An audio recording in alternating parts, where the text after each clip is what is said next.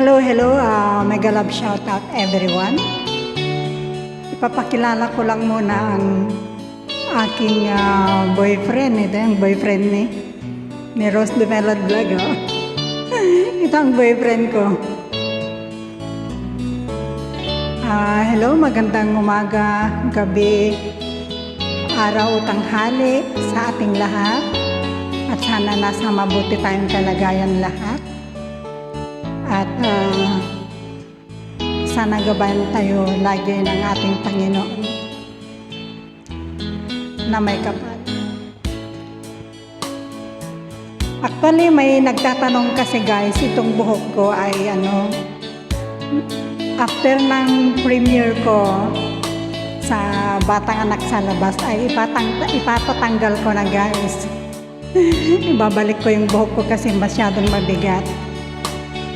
Ito kasi ang isa sa mga pangarap ko ng bata ako guys, yung magkaroon ng mahabang buhok kasi nung bata ako guys, hindi sa pagsisinungaling nakakita na ako ng sirena. Ang ganda ng sirena nakita ko kasi yung bahay namin sa bundok ay sa baba ay ilog na malaki guys.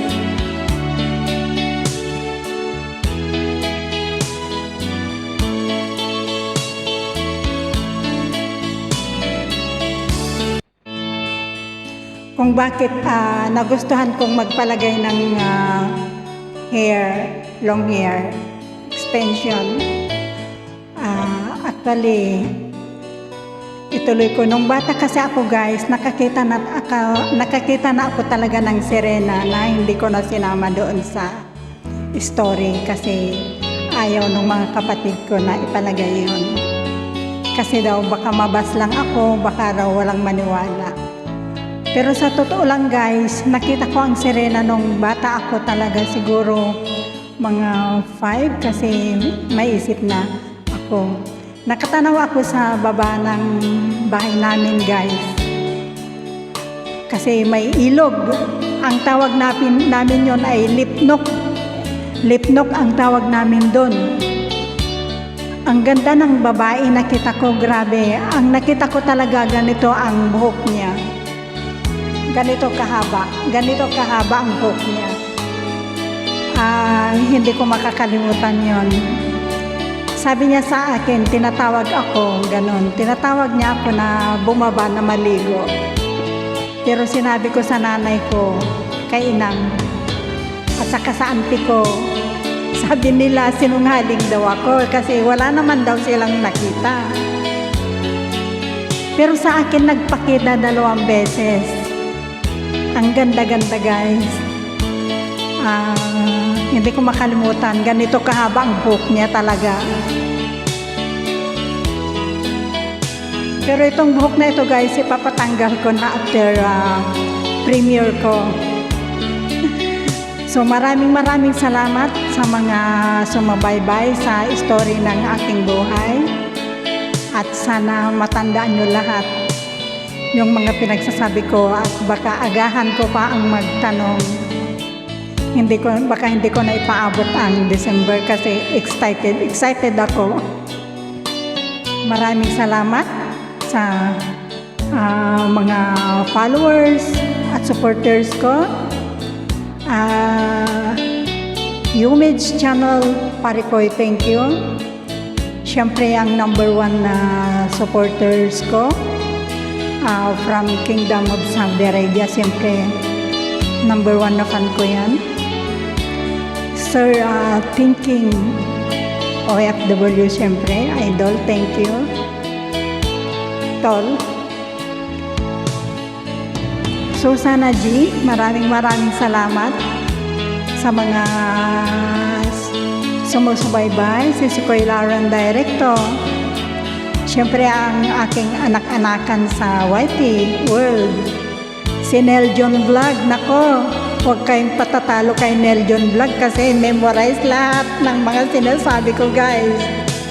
Huwag talaga, nakabantay talaga, kaya unahan nyo si Neljon, aking anak-anakan sa YT World.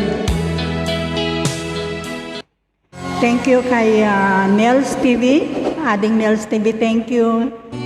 Ading Holy Marie.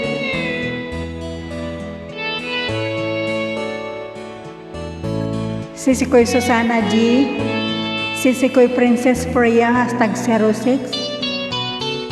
Sisi ko'y Felicox. Lahat ng mga sumusubaybay. At gusto ko rin na i-shout out ang aking bunsong anak, si Richard de la Vega. Paki-subscribe naman nyo guys. Sabi ko, huwag ka nang sumali. Hayaan mo na sila, gusto raw sumali pa. Si Neljon na lang ang isali ko kako. Kasi si Neljon ay ampun ko yon sa White World. Anak-anakan ko sa White World. So thank you sa lahat ng mga sumusubaybay. Si Kuya Angela Tanser, thank you. Idol 12, Idol 12. Together we are family, thank you so much din. At gusto ko nga palang i-shout out aking pinsan sa nasa Bahrain. Si Insan Jimmy Mayda, Insan ko Jimmy Mayda. Shout out sa iyo dyan, Insan, sa Bahrain. Malay mo, makakapunta rin ako dyan balang araw, magkikita tayo sa Almanama, Bahrain. Yung restaurant na favorite ko doon, alam mo na yun. Shout out sa'yo dyan. Ingat ka rin lagi dyan sa Bahrain. Insan. Aking pinsan na si Jimmy Baydak na nasa Bahrain. Siyempre, shout out ko rin ang aking kapatid sa Kuwait, Juliet Amblad. At sa lahat ng mga sumusubaybay sa akin, maraming salamat sa inyo. Hindi ko na kayo maisa-isa dahil masyadong haba na. So maraming salamat. Again, hindi, nga pala, gusto ko palang ipaliwanag. Yung paglathala ko sa mga story ng buhay ko, gusto ko lang ilabas yung mga tinik na sa dibdib ko. Ngayon ay nailabas ko na, ay maluwag na ang aking kalooban. At gusto kong ma-inspire din yung mga katulad kong anak sa labas na huwag mawalan ng pag-asa, magsikap, magsipag, at huwag kalilimutan manalig sa Panginoon kasi ang Diyos lang ang nakakaalam at nakabantay sa atin kung anong ating maging kapalaran, at yun ay sabayan na rin natin ng sipag, tiyaga, at pagdarasal, pagpakumbaba, at huwag mapagmataas kasi temporary lang ang buhay natin dito sa mundo. Lahat tayo ay papunta ron. So habang nabubuhay tayo ay kailangan natin magpakumbaba, magmahalan, magbigayan, at huwag anong ibig sabihin? Huwag tayong mag-inggitan kung anong narating ng ating kasama, kapatid o kaibigan, ay lalo natin silang ipagmalaki. Yun lang. Maraming salamat. At ngayon, maluwag na ang aking kalooban kasi nailabas ko na lahat ng mga nakatagong sekreto sa aking dibdib. At masaya na ako ngayon dahil masaya rin kayo siguro. Sa mga supporters, subscribers ko, maraming salamat. At sana pagpatuloy lang natin ang magsuportahan tayong maliliit na YouTubers. Thank you. This is Rose Dumelod Vlog. I love you all and God bless.